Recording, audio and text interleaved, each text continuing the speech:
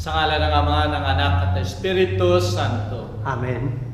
Tayo ngayon ay nasa ikatatlong linggo ng muling pagkabuhay ng ating Panginoon at ang nais niya sa atin ay magbigay sa atin ng kaligayahan at ito'y makakamta natin kung tayo ay may personal na relasyon sa Kanya. Sumayin niyo ang Panginoon. At sumainyo rin. Ang pagbasa sa Banal na Ebanghelyo ayon kay Lucas. Luwalhati sa iyo, Panginoon. Nang panahong yon, ibinalita ng mga alagad kung ano ang nangyari sa kanila sa daan at kung paano nila nakilala si Jesus sa paghahati ng tinapay. Samantalang nagsasalita sila, si Jesus ay tumayo sa gitna nila at winika sa kanila, "Sumainyo ang kapayapaan." Dahil sa gulat at takot, inakala nilang nakakakita ng isang espiritu. Ngunit sinabi niya sa kanila, "Bakit kayo naliligalig at sumasagi ang alinlangan sa inyong isipan? Tignan ninyo ang aking mga kamay at mga paa. Ako nga ito. Hipuin ninyo ako at pagmasdan. Sapagkat ang isang espiritu ay walang laman at mga buto, katulad ng nakikita ninyo sa akin." Pagkasabi nito, ipinakita sa kanila ang kanyang mga kamay at mga paa. At sapagkat hindi pa sila makapaniwala at nagtataka, dahil sa malaking tuwa, ay kanyang sinabi sa kanila, "Mayroon ba kayong makakain dito?" Siya ay hinainan nila ng kaputol na isdang inihaw. Kinuha niya iyon at kinain sa kanilang paningin. Nabagkagayon ay sinabi niya sa kanila, "Ito ang mga sinasabi ko sa inyo nung kasama ko pa kayo, na kailangan matupad ang lahat ng nasusulat tungkol sa akin sa batas ni Moises, mga propeta at mga salmo." Noon ay binuksan niya ang kanilang pag-iisip upang mapag-unawa ang kasulatan at winika sa kanila, "Ganito ang nakasulat, na ang Mesiyas ay kailangang magdusa at mabuhay na maguli sa ikatatlong araw. At sa pangalan niya ay ipangangaral ang pagsisisi at kapatawaran ng mga kasalanan sa lahat ng bansa, magmula sa Jerusalem. Kayo ang mga saksi ng mga bagay na ito." Ang salita ng Diyos. Purihin ka, O Kristo. Minamahal ko mga kapatid sa pananampalataya, mayroong dalawang lugar na punong-puno ng kalungkutan, punong-puno ng luha. Ito ay una ang sementeryo. Ang pangalawa ay yung departure area ng International Airport. Totoo nga na yung sementeryo ay naririto yung katapusan ng isang relasyon. Ito ay permanenteng katapusan. Subalit yung departure area ay temporary na katapusan ng isang ugnayan ng pisikal na relasyon. Kaya naririto yung kalungkutan, naririto yung luha, sapagkat mga pagkakataon na hindi magkikita ng ilang panahon ang mayroong relasyon o may ugnayan. Mayroong 10.2 million na mga Pilipinos ang naninirahan at nagtatrabaho sa ibang bansa. Sa latest na statistics sa Pilipinas ay mayroong 1.96 million ang overseas workers na mga Pilipino. Sa dami ng mga taong ito, minamahal ko mga kapatid, sila ay nagpaalam. Sila ay naputol ang kalang relasyon sa kalang pamilya, sa mahal sa buhay o makakilala ng ilang panahon. Subalit kung makikita natin, ang lahat ng mga taong ito, saan man sila naroon, ay nais silang magbalik bayan para sila ay magbakasyon. Maaaring ang intensyon nila ay magbakasyon. Pero pwede naman silang magbakasyon kung saan man sila naroon. For example, isang buwan, ilang linggo. Pero ninanais nila na makabalik sila doon sa Pilipinas upang sa ganon ay muli nilang makatagpo o muli nilang makasama yung mga minamahal nila sa buhay. Sapagkat sa muling pagtatagpo ay nagkakaroon ng uling ugnayan. Yung pisikal na relasyon ay naroon. At dito magkakaroon ng isang malakas na relasyon. Naririto ang tunay na kaligayahan na darama sa piling ng mga minamahal sa buhay. Kaya makikita natin, yung departure area ay may luha ng kalungkutan. Subalit yung pagbabalik, dahil magkakasamang muli, ay may luha rin, subalit luha ng kaligayahan. Itong kaligayahan ito, minamahal ko mga kapatid, ay dahil sa pagtatakbo physically, pagkaraan ng ilang panahon na sila ay nagkalayo. Sa banal na ebanghelyo ngayon, ay ito ang nais ng ating Panginoon na ipadama sa atin. Yung kaligayahang yun ng muling pagtatagpo. Napakaliwanag sa banal na ebanghelyo, minamahal ko mga kapatid.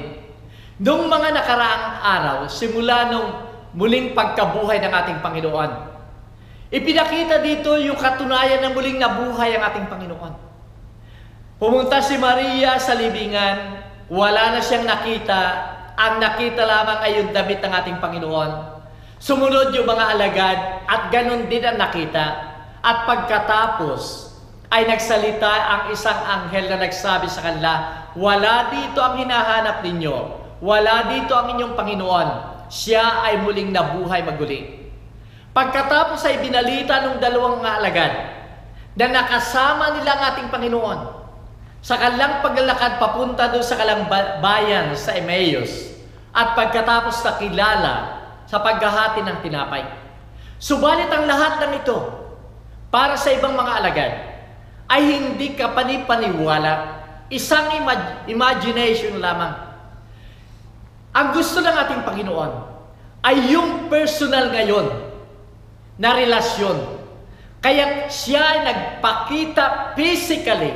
Bumalik siya sa kanila katulad ng pagbabalik ng mga balikbayan na yan upang madama natin, makasama natin ang ating minamahal sa buhay. Makasama natin ang ating Panginoon. Sa banal na ebanghelyo ngayon ay napakaliwanag na ito ang pagnanais ng ating Panginoon. Na sinasabi niya, ako ito, hawakan ninyo ang aking katawan. Hawakan ninyo ang mga kamay ko't mga paa kung saan dumaan ang mga pako ng paghihirap sa akin. At pagkatapos doon sa Luke 24:41 ay sinabi niya, mayroon ba kayong makakain dito? Nang ibig sabihin, tao personal. Kinain niya sa harap nila yung isda na inihain sa kanila. Kaya naroon yung personal na appearance sa anyo ng ating Panginoon. Sapagkat alam niya, yung personal na yon ng kanyang pagdating o pakikisamang muli sa ating Panginoon ang magbibigay ng personal na relasyon sa kanila at ganun din sa ating lahat. Minamahal ko mga kapatid, ito ang sinasabi ng ating Panginoon doon sa John 10 verse 10. Ako ay dumating upang magbigay ng buhay. At ang buhay na yan ay buhay ng karangyaan, buhay na ganap. Ito ang nais ng ating Panginoon na ibigay sa atin. At ito'y magagawa lamang niya kung siya ay may personal na appearance, personal na relasyon sa atin. Kaya't simula sa itaas ay siya ay padala ng kanyang ama, ay dumating sa daigdig na ito nang siya ay pinanganak upang makasama natin siya. Makasama sa ating pamumuhay katulad ng pakikisama niya sa kanyang mga alagad. at sa mga tao ng kanyang kapanahunan. Ito ang tunay na relasyon. At pagkatapos, ngayon ay naririto, pasimula doon sa kanyang paghihirap hanggang kamatayan, hanggang sa kanyang muling pagkabuhay, ay ipinadama niya yung personal na yon na relasyon sa atin. Minamahal ko mga kapatid, anong hinihingi ng ating Panginoon sa atin? Kung ganito katindi o pagnanais lang ating Panginoon, na magkaroon tayo ng relasyon sa Kanya, personally, nais din niya na tayo makisama sa Kanya. Tayo ay magkaroon ng ugnayan personal sa Kanya. At ito'y magiging kompleto lamang kung siya at tayo ay nagkakaroon ng tunay na personal na relasyon sa bawat isa. Patuloy na ibinibigay ito ng ating Panginoon. Yung Kanyang presensya ay patuloy na nasa atin. Sa pamamagitan ng mga sakramento, ay naruroon ng ating Panginoon. Ibinibigay niya ang lahat ng biyaya sa atin. Lalong-lalo na sa sakramento ng Eucharistia, na tinatanggap natin ang Kanyang katawan. Siya ay sumasa atin. Tayo ay nakikiisa. Yun ang ganap na relasyon. At kung ito'y magagawa natin, minamahal ko mga kapatid, kung tayo ay may relasyon sa Kanya, napakaganda. Sapagkat katulad ito ng relasyon natin sa bawat isa. Yung personal relasyon natin sa bawat isa, kaibigan, magulang, kapatid, anak. Ang lahat ng itong relasyon na ito, nagagawa nating sabihin ang lahat sa kanila. At dahil nararamdaman nila ang nararamdaman natin, mauunawaan tayo, matutulungan tayo, sapagkat alam nila ang ating pangangailangan. Ganon ang relasyon natin sa ating Panginoon. Kaya sa ating mga panalangin, dapat ang ating panalangin ay panalangin ng isang kaibigan, isang kapatid, na humihingi ng biyaya sa isang kaibigan dahil may personal tayong relasyon sa Kanya. Ganon sana ang ating panalangin kung tayo nakikipag-usap sa ating Panginoon. Ano ang challenge nito sa atin? Minamahal ko mga kapatid, ang napakalaking challenge sa atin. Kung gusto ng ating Panginoon na magkaroon tayo ng relasyon sa Kanya, nais niya na kung tayo may relasyon na sa Kanya, dapat yung relasyon na yon ay mauwi sa ating personal na relasyon sa ating kapwa.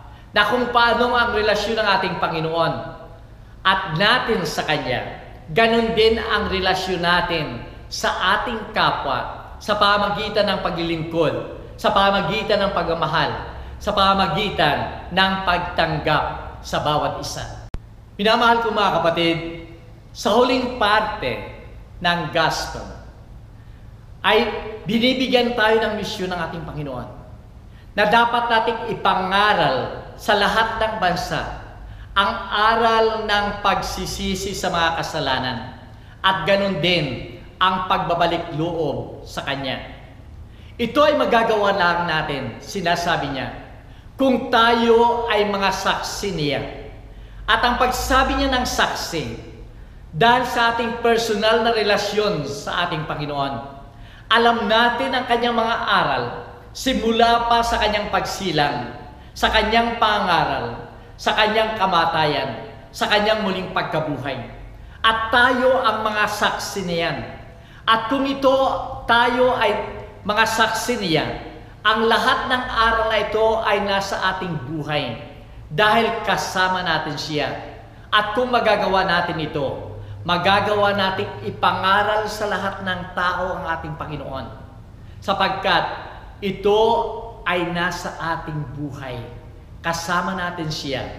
At ang sinasabi niya, ako ay sumasa inyo hanggang sa wakas ng panahon. Kayo ang mga saksi. Minamahal ko mga kapatid, totoo nga na tayo ang mga saksi ng Kanyang pagliligtas, ng Kanyang pagmamahal. Ipagpatuloy natin ang ating personal na relasyon sa ating Panginoon at dito tayo magkakaroon ng ganap na kaligayahan. Dito sa Sydney ay meron akong announcement after ng blessing. Kaya pakitignan ho ninyo bago ninyo matapos ang pagninilay o kaya ang ating sharing na ito. Sumayin niyo ang Panginoon. At sumainyo rin. Minamahal ko mga kapatid, tayong lahat ay naghahangad ng walang hanggan at tunay na kaligayahan. Ang ating Panginoon lamang makapagbibigay na ito. Subalit dapat kasama natin siya sa ating buhay. Naway pagpalain kayo ng makapangyarihan Diyos, Ama, Anak at Espiritu Santo. Amen. Kumayo tayong mapayapa. Salamat sa Diyos.